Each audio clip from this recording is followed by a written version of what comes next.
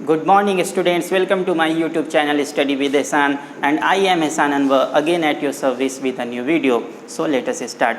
Students, जैसा कि आपको मालूम है कि इस दफ़ा आपको आपके एग्ज़ाम में इंग्लिश ग्रामर के पोर्शन में 12 ऑब्जेक्टिव क्वेश्चंस दिए जाएंगे। ये सारे क्वेश्चंस MCQs होंगे जिसमें आपको 10 क्वेश्चंस सॉल्व करने हैं।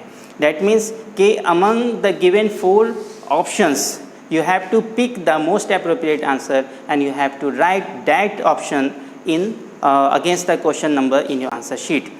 और जिसके लिए हम आपके लिए लेकर आए हैं इंग्लिश ग्रामर का टेस्ट सीरीज़, जिसमें बहुत कई सारे क्वेश्चन पेपर आपको कवर कराए जाएंगे। Each question paper will consist of 12 objective questions in which you have to answer 10।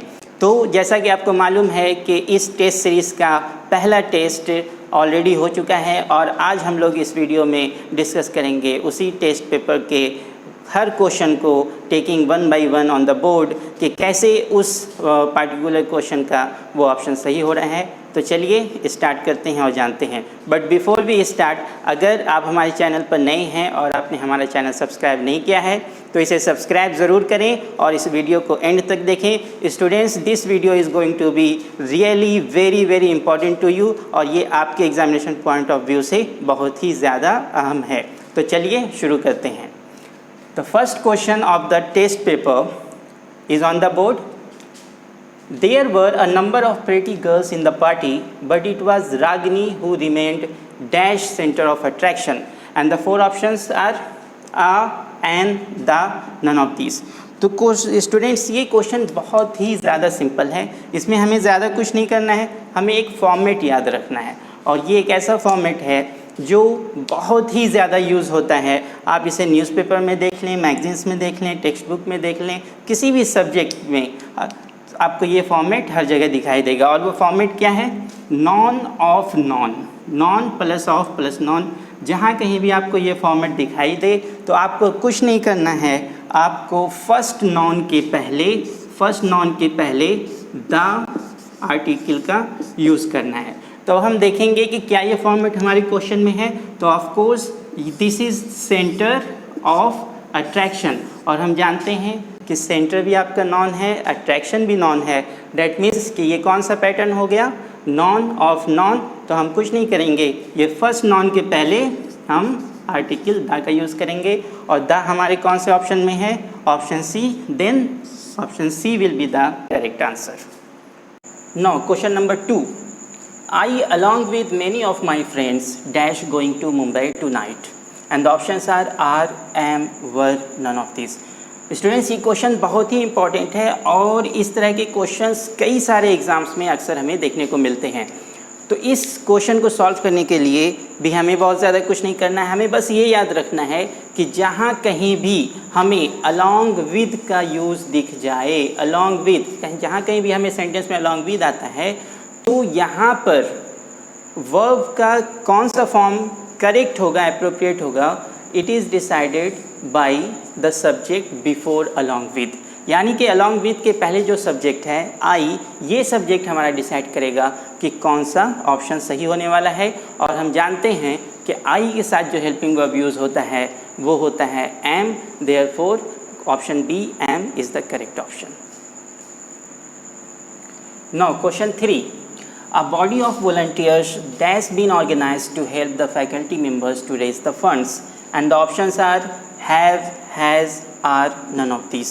तो स्टूडेंट्स, यहाँ पे बहुत सारे लोग ये गलती करते हैं कि वॉलंटियर्स को देखते हुए हेल्पिंग वर्ब डिसाइड कर लेते हैं, क्योंकि वॉलंटियर्स प्लूरल है इसलिए वो प्लूरल वर्ब ले आते हैं। लेकिन यहाँ पर प्लूरल वर्ब नहीं आएगा। अगर हम प्लूरल वर्ब लिखते हैं तो वो गलत होगा। क्यों होगा? क्योंकि यहाँ पर देखिए हमारा सब्जेक्ट कौन है? आ बॉडी ऑफ वॉलंटियर्स।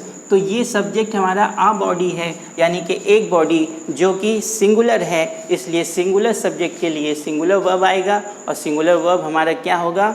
हैज़। क्योंकि फॉर्मेट भी हमें पता है कि हैज़ बीन ऑर्गेनाइज्ड या हैव बीन ऑर्गेनाइज्ड लिखते हैं, लेकिन क्योंकि ये सिंगुलर है इसलिए इसके लिए हैव नहीं आएगा, हैज़ आएगा। Therefore option B, has, is the correct option. Now question 4. Not only the doctor but also the nurses of this nursing home dash very kind and helpful to the attendants. And the options are is, are, A and B both, none of these. Students ये भी एक बहुत ही important और frequently asked question है।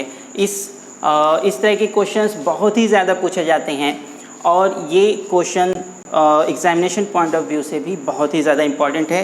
तो चलिए देखते हैं कि इस क्वेश्चन को किस तरह सॉल्व किया जाए। तो स्टूडेंट्स इसमें हमें एक बात का ये ख्याल रखना है कि जहाँ पर भी हमें वर्ब डिसाइड करना है उसमें हम उस जहाँ पर भी हमें वर्ब डिसाइड करना है उससे हम देखेंगे कि हमारा कौन सा सब्जेक्ट क्लोज है। तो पहली बात तो ये कि इस सेंटेंस में दो सब्जेक्ट हैं, एक तो हमारा डॉक्टर और दूसरा नर्सेस। एक डॉक्टर है और दूसरा नर्सेस है। तो इस ब्लैंक से कौन सा सब्जेक्ट क्लोज है? तो ये नर्सेस है। तो क्लोजेस्ट सब्जेक्ट के अकॉर्डिंग ही यहाँ पर वर्ब डिसाइड होगा। और नर्सेस क्योंकि ये प्लूरल है इसलिए हमारा वर्ब भी प्लूरल आएगा। डैट मीन्स के option B will be the correct answer. और एक बात और यहाँ पे याद रखें कि अगर नर्सेस और डॉक्टर के प्लेस को हम चेंज कर देते हैं, डॉक्टर यहाँ आ जाता है, नर्सेस यहाँ आ जाता है, देन डॉक्टर हमारा इस ब्लैंक से क्लोज हो जाएगा। तो उस केस में हमारा ऑप्शन क्या होगा? इज़। लेकिन क्योंकि अभी नर्सेस क्लोज है इसलिए correct option will be option B, are. Now question 5, he boasts of having dash good knowledge of mathematics but everybody knows how far he is good at mathematics. And the options are a, the, and none of these. Students ये questions एक idiomatic expression पर based है और वो idiomatic expression क्या है? a good knowledge of या a sound knowledge of का इस्तेमाल होता है। ये दोनों एक इडियोमेटिक एक्सप्रेशंस हैं और ये इसी फॉर्म में इंग्लिश लैंग्वेज में यूज़ किए जाते हैं। तो हम यहाँ पर देख रहे हैं कि हमारा क्या है? Dash good knowledge of. That means कि इस इडियोमेटिक एक्सप्रेशन को कंप्लीट करने के लिए हमें इस ब्लैंक में आ की ज़रूरत है और आ हमारा किस ऑप्शन में है? Option A. That means for this question option A will be the correct option. Now question 6, the victim tried to tell us what dash happened but his words were not audible. Students अगर हम इस question के meaning पे ध्यान दें तो हमें मालूम होगा कि विक्टिम ने हमें बताने की कोशिश की कि उसके साथ क्या हुआ था लेकिन उसके वर्ड्स ऑडिबल नहीं थे। तो इस तरह के जो सेंटेंस हैं वो इनडायरेक्ट स्पीच के फॉर्मेट पर है और हम लोग जानते हैं कि इनडायरेक्ट स्पीच के फॉर्मेट के अकॉर्डिंग यहाँ पर पास्ट हेल्पिंग वर्ब जो आएगा वो पास्ट में आएगा और उस फॉर्मेट के अकॉर्डिंग यहाँ पे ऑप्शन आपका क्या हो जाएगा? C. Option C will be the correct option. और इस क्वेश्चन को हम इस तरह से भी सोच सकते हैं कि एक तो विक्टिम के साथ कोई इवेंट हुआ, फिर वो विक्टिम ने किसी को बताना चाहा लेकिन उसके वर्ड्स ऑडिबल नहीं थे। अब वो जिससे भी बताना चाह रहा था वो विक्टिम, अब वो पर्सन किसी और से अब बता रहा है कि अरे विक्टिम ने तो मुझे बताना चाहा कि उसके साथ क्या हुआ था लेकिन उसके वर्ड्स ही ऑडिबल नहीं थे। डैट मीन्स कि पास्ट प्लस पास्ट, एक तो विक्टिम के साथ जो इवेंट हुआ वो पास्ट था, सुनने वाले को वो बात समझ में नहीं आई, अब सुनने वाला किसी और पर्सन से कह रहा है कि उसके वर्ड्स ऑडिबल नहीं थे, उसने तो बताना चाहा। तो इस केस में हम क्या देखते हैं कि पास्ट प्लस पास्ट हो गया।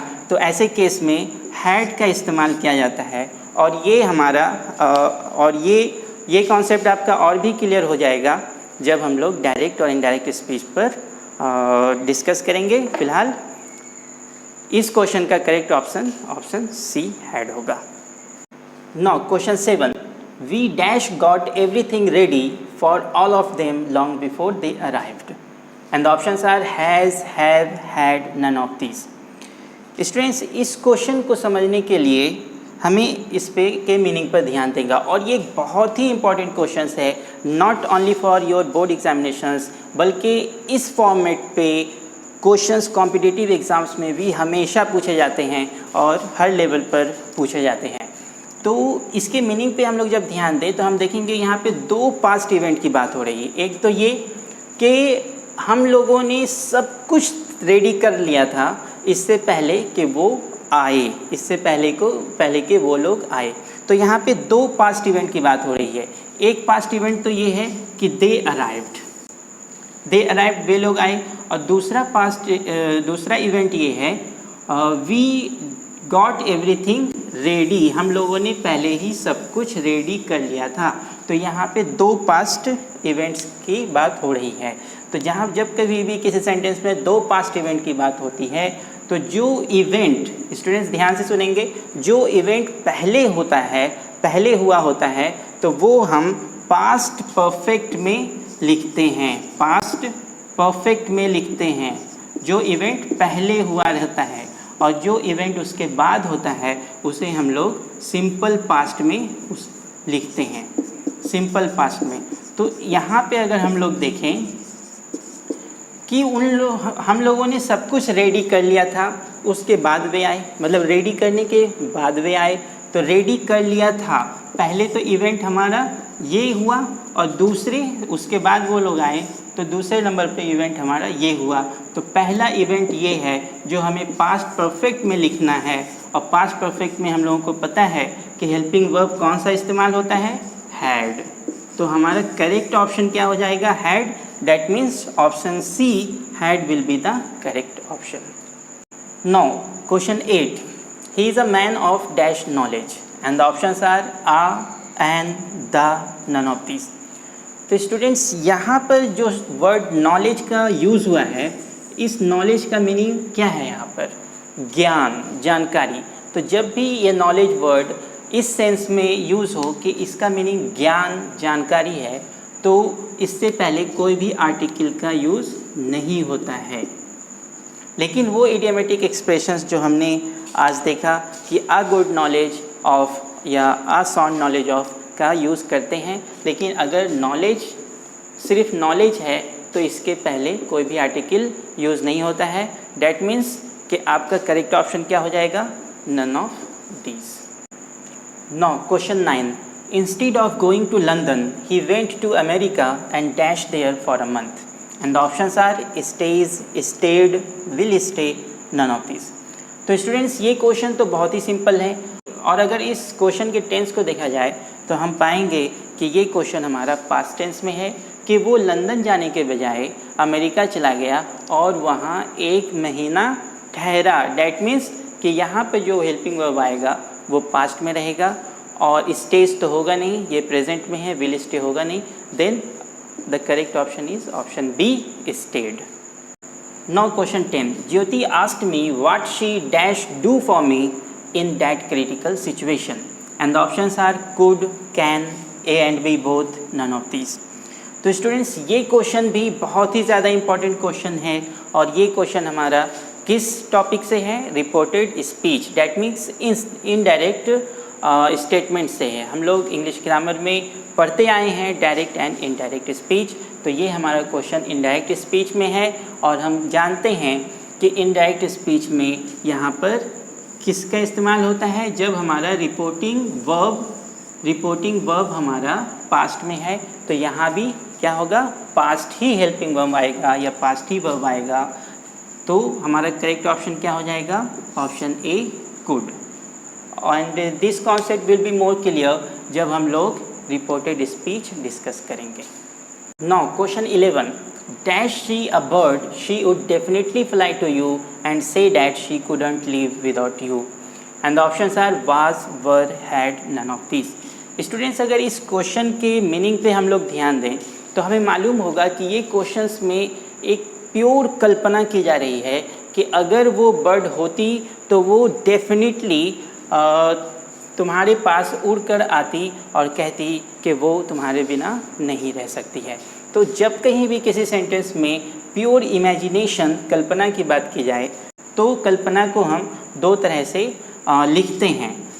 वो दो मेथड क्या है, नंबर ए, तो यहाँ पे लिखेंगे if she were a bird, if she were a bird, और दूसरा फॉर्मेट जो हम लिखते हैं वर शी अ बर्ड। ये दो एक्सेप्टेड फॉर्मेट है इमेजिनेशन के लिए कि if she were a bird और वर शी अ बर्ड। तो यहाँ पर हम लोग कौन सा फॉर्मेट देखते हैं कि dash she a bird. That means कि हमारा ये फॉर्मेट भी यहाँ पे फॉलो हो रहा है। डैट मीन्स यहाँ पे हमारा कौन सा ऑप्शन आएगा, वर, और वर हमारा कौन से ऑप्शन में है, option B. That means option B will be the correct option. Now question 12, it is a pity that the son of dash millionaire should indulge in stealing and the options are the, a and none of these। Students हमें पता है कि Millionaire एक countable noun है और इस countable noun के पहले आर्टिकल आएगा। तो आर्टिकल जो इंग्लिश लैंग्वेज में इस्तेमाल होता है, जो एक्सेप्टेड है, तो मिलेनियर के पहले हम लोग लिखते हैं आ मिलेनियर। लेकिन वहीं पे अगर एक से ज़्यादा मिलेनियर्स हों तो 2 मिलेनियर्स और 3 मिलेनियर्स का यूज़ हम लोग करते हैं। 2 मिलेनियर्स, 3 मिलेनियर्स, लेकिन एक मिलेनियर के लिए आ मिलेनियर का यूज़ किया जाता है। That means option B will be the correct option. तो स्टूडेंट्स ये थे पहले टेस्ट पेपर के 12 क्वेश्चंस के एक्सप्लेनेशन जो आज आपने इस वीडियो में देखा। तो कैसा लगा आपको ये वीडियो कमेंट बॉक्स में ज़रूर बताएं, और अगर आपको ये वीडियो अच्छा लगा तो इसे लाइक करें, शेयर करें, और अभी तक अगर आपने हमारे चैनल को सब्सक्राइब नहीं किया है तो इसे सब्सक्राइब भी करें। और आज के लिए बस इतना ही, फिर मिलेंगे नए वीडियो में एक नए टेस्ट पेपर के साथ। तब तक के लिए